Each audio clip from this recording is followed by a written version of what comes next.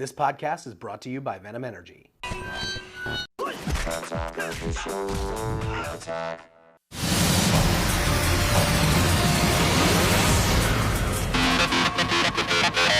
What began as an ambitious short film has quickly become one of the most buzzed about movies of Comic-Con. I'm talking, of course, about District 9, and we got a chance to sit down with the cast and crew.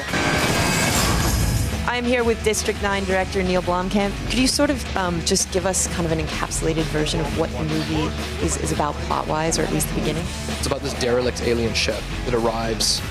It arrives over Johannesburg. It's got like a million aliens in it that are just completely destitute. Most of them are drones and they're sort of aimless and they don't have any direction. So they get placed in this camp in Johannesburg where initially humans kind of look after them, but then it quickly just turns into a slum. I don't know, this has got the markings there. It's definitely alien.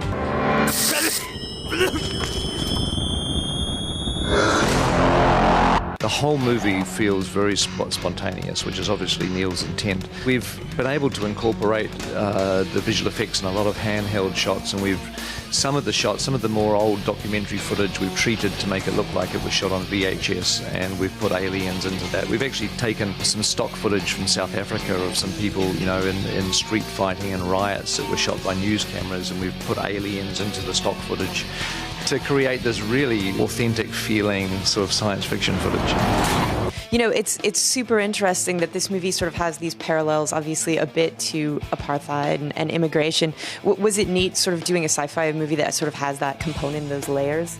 Well, that's really one of the things that I'm most excited about, because often, when somebody makes a first movie, it's based on a lot of movies that they've loved and seen, and that's what you're getting. But with Neil, he grew up in South Africa and he witnessed the end of apartheid, and he wanted to make a film that was based on his life experience, not on movies he'd seen, but on something much more real than that, but still put a really cool sci-fi spin on it.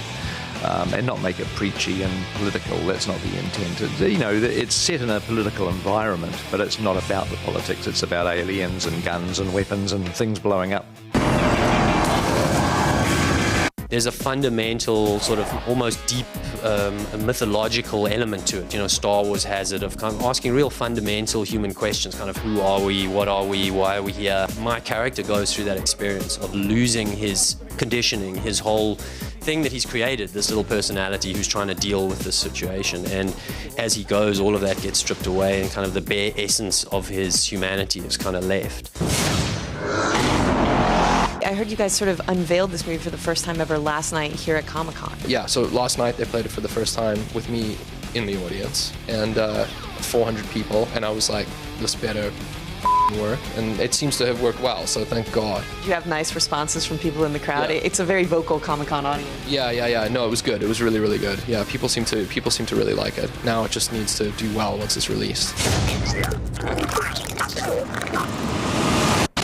If the early fan response here at Comic-Con is any indication, District 9 is going to be awesome.